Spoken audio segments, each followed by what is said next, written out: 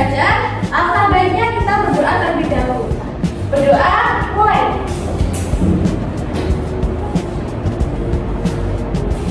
Doa selesai. Baik, apakah dari kalian ini ada yang tahu bencana yang baru-baru ini terjadi?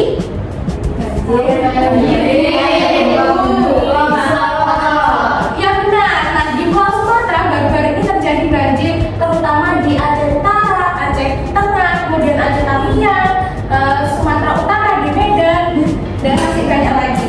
Nah, kali ini kita akan menghubungkan bencana alam tersebut dengan konsep fisika, yang mana berkaitan dengan konsep debit fluid. Kita tonton videonya terlebih dahulu ya. Iya.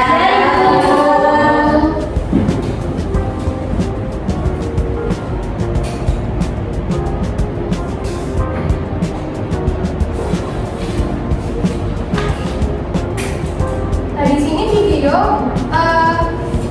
bencana banjir yang terjadi di Aceh Utara. Nah, saya akan bertanya nih kepada kalian, menurut kalian mengenai kondisi air di sini, bagaimana alirannya dan apa saja faktor yang mungkin membuat air itu bisa tinggi, bahkan di Aceh Tamiang itu bisa melebihi manusia. Nah, itu apa penyebabnya? Volume airnya Nah, pertama kelompok satu dulu silakan ditambahkan. volume airnya meningkat 2 meter curah hujan ini. Ya benar. Nah, untuk kelompok dua,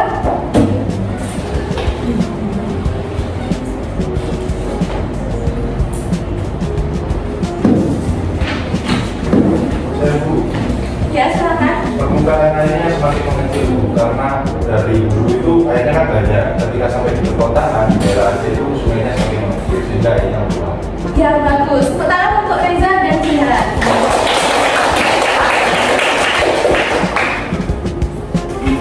Nah, baik.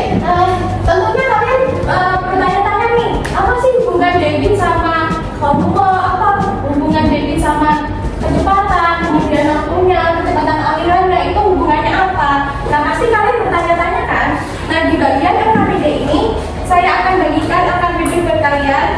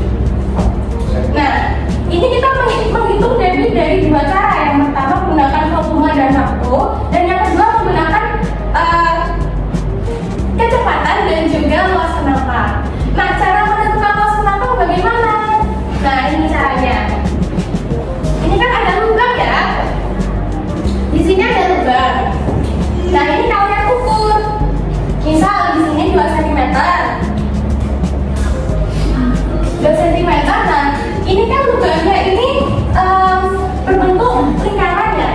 Jadi rumus luas lingkaran apa anak?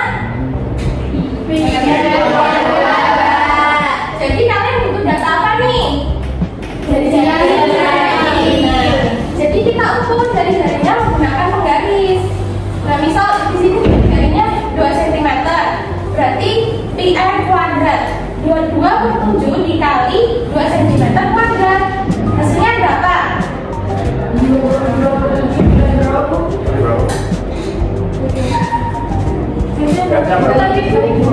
Ini pemisahan aja ya. Misal sudah ditentukan jawabannya, misal hasilnya 0,02, berarti lubang ini luas penampangnya sebesar 0,02. Paham tidak?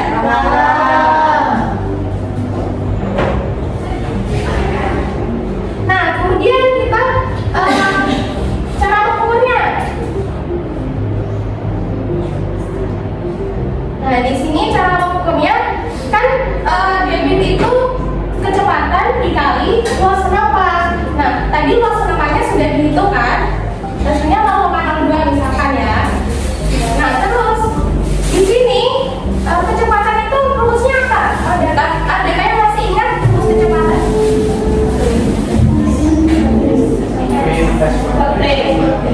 Ya, S per T, jarak dibagi waktu. Nah, jaraknya di sini yang dihitung dari lubang sampai ke sini. Nah, waktunya juga dihitung menggunakan stopwatch.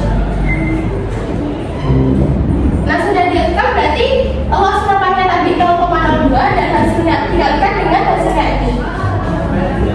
Nah, kemudian untuk ukuran debit menggunakan cara kedua, yaitu menggunakan rumus volume dikalikan dengan waktu. Caranya bagaimana?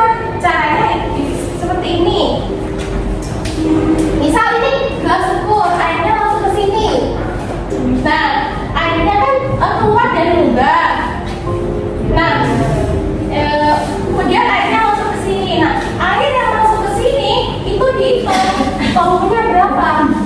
Kemudian waktunya juga dihitung itu menggunakan stopwatch. Nah, tinggal dikalikan saja volume dikalikan dengan waktu. Ya. Apakah sudah paham? Kalian melakukan praktikum masing-masing ya? Ya, Bu. Saya beri waktu sekitar 10 menit.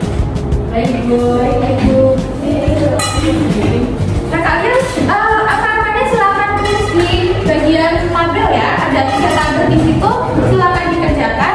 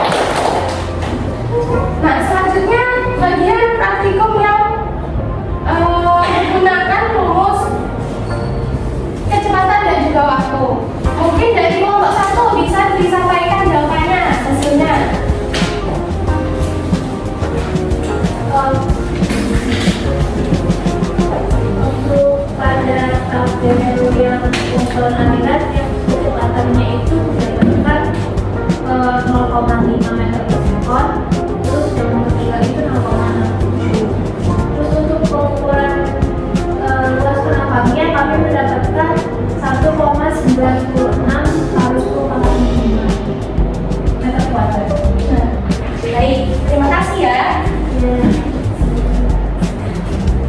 Nah, saya ingin bertanya nih kepada kalian dari hipotesis yang kalian jawab dari pertanyaan awal tadi, apakah sesuai dengan data yang kalian praktekkan? Mungkin dari kelompok satu lagi bisa disampaikan. Saya Bu, Ya, dari hasil observasi tadi kami menyimpulkan bahwa hipotesis itu terbukti karena debit meningkat ketika volume per detik itu meningkat dan kecepatannya berpengaruh terhadap debit tersebut. yang benar. Tepuk tangan berarti keras. Setelah kalian mengetahui konsepnya, kemudian mengimplementasikan secara langsung, nah kalian kaitkan nih dengan banjir Aceh Utara tadi. Nah, mungkin saya kasih waktu lagi sekitar 2 menit untuk kalian berdiskusi. Namanya kelompok 2, silakan menyampaikan jawabannya. Saya Bu, nah, berdasarkan perhitungan debit yang telah dilakukan, kami menuliskan bahwa debit Sungai Aceh Utara itu meningkat karena curah hujan yang terjadi sangat tinggi, lalu aliran dari hulunya yang cepat dan penambang sungai yang menyempit, sehingga kondisi tersebut membuat air tidak tertampung dan meluap, sehingga terjadi banjir. Baik, tepuk tangan untuk. Nah, setelah kalian mengaitkan dengan Aceh Utara, itu kalian sudah bisa menyimpulkan apa yang kalian pelajari pada materi ini. Dan saya akan tunjuk langsung nih bagaimana kesimpulannya. Mungkin Rina, silakan simpulkan pembelajaran pada materi ini. Jadi dari kami itu kelompok satu menyimpulkan bahwa debit itu bergantung pada volume pendetik, penambang dan kecepatan alirannya. Debit teori dan pengamatan itu mendekati sama dengan selisih fenomena debit ini dapat menjelaskan penyebab banjir Aceh Utara. Baik, tepuk tangan buat Rina.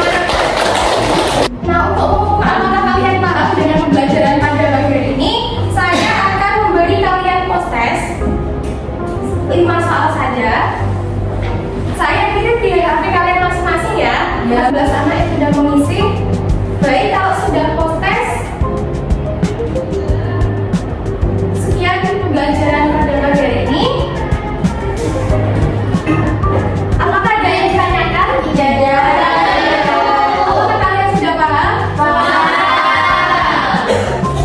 Kalau sudah, mari kita akhiri pembelajaran pada materi ini dengan berdoa. Berdoa mulai.